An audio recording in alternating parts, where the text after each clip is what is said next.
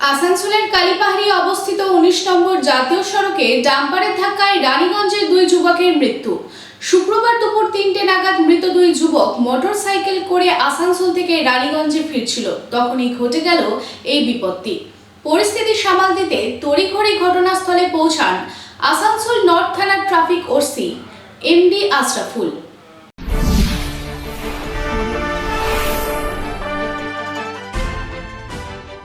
শুক্রবার 2:38 নাগাদ আসানসোল কালীপাহাড়ির কাছে 19 নম্বর জাতীয় সড়ক নুনিয়া ব্রিজে ঘটে যাওয়া একটি মর্মান্তিক পথ দুর্ঘটনায় মৃত্যু হলো রানীগঞ্জ শহরের দুই যুবকের। এই দুই যুবকের পরিচয় রানীগঞ্জ থানা অন্তর্গত রনাই বুম্বা কলোনির বাসিন্দা মোহাম্মদ রিয়াজ এবং হিলবস্তির বাসিন্দা মোহাম্মদ কেসার। প্রাথমিক তদন্তের পর পুলিশ জানিয়েছেন যে এদিন তারা মোটরসাইকেলে চেপে কাল্লা মোড় থেকে দুর্গাপুরের দিকে যাচ্ছিলেন। তখনই একটি ট্রাক পেছন থেকে এসে ধাক্কা মেরে পালিয়ে যায়। এই পথ দুর্ঘটনার কারণে 19 নম্বর জাতীয় সড়কে যানজটের সৃষ্টি হয়। ঘটনার খবর পেয়ে ছুটে আসেন আসানসোল নর্থ থানার ট্রাফিক ওসি এমডি আশরাফুল।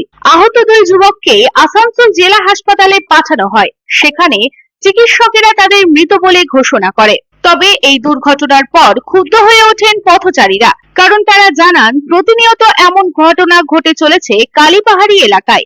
এখানে কোনো স্পিড ব্রেকার নেই, যানজট ঠিকমতো নিয়ন্ত্রণ করা হয় না।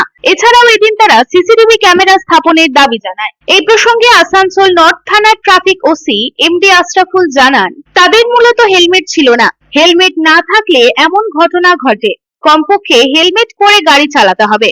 ঘটনায় দুজনের মাথাতেই আঘাত আছে। এদের কোনো মাথায় হেলমেট নেই। আচ্ছা, মানে এখানে কোনো গাড়িতে হেলমেট নেই। আমরা সেফ ড্রাইভ করি, প্রত্যেকে অনুরোধ করি, বাচ্চা ছেলেদের বলি কি তোমরা কমপক্ষে হেলমেটটা পরে চলো। হেলমেটটা হচ্ছে মাথা। তো অনেকেই পরে না হেলমেটটা, এটা ভুল করে। আর ম্যাক্সিমাম ক্ষেত্রে দেখা যায় কি যার হেলমেট থাকে না তাদের যাওয়া ঘটনা ঘটে। আমরা আপনারা সবাই শুনছেন, প্রত্যেকেই বলবো কি কমপক্ষে হেলমেটটা যদি পরে চলেন তাহলে মাথাটা ঠিক থাকে। দুজনের মাথাতেই চোট আছে, ঠিক আছে। তা আমরা সবাইকেই বলবো কি আপনারা কমপক্ষে হেলমেট পরে গাড়ি চালান। হয়তো আপনার লাইসেন্স নেই কিংবা পলিউশন ফেল আছে কিংবা আপনার সব কিছু ফেল আছে, কিন্তু জীবনটা তো আপনার, ঠিক আছে।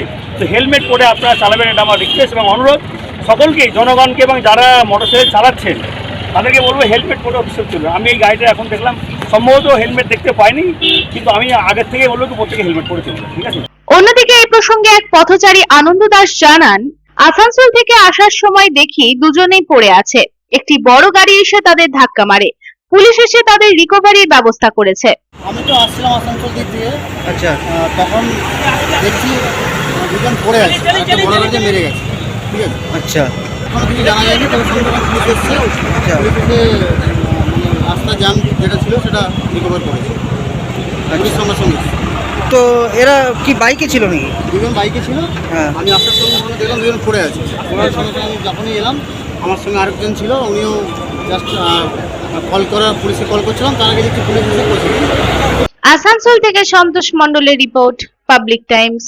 আর ভাড়া বাড়ি নয়, এবার আপনার নিজের স্বপ্নের বাড়ি গড়ে তুলুন। আপনার স্বপ্ন পূরণের সঙ্গে ও দূষণমুক্ত খোলামেলা পরিবেশের নতুন ঠিকানা আনন্দ নিকেতন, কুমারবাজার, বক্তনগর রোড, রানীগঞ্জ। এখানে রয়েছে 2 এবং 3 BHK অ্যাপার্টমেন্ট। মাত্র 1 কিলোমিটার দূরত্বে পেয়ে যাবেন মার্কেট, স্টেশন, ব্যাংক, স্কুল ও হসপিটালের সুবিধা। সন্নিকটে জাতীয় সড়ক বাঁকুড়া মেদিনীপুর হাইওয়ে, থাকছে ব্যাংকিং লোনের সুবিধাও। তাহলে দেরি না করে আজই যোগাযোগ করুন এই নম্বরে 9933704001 9333107047।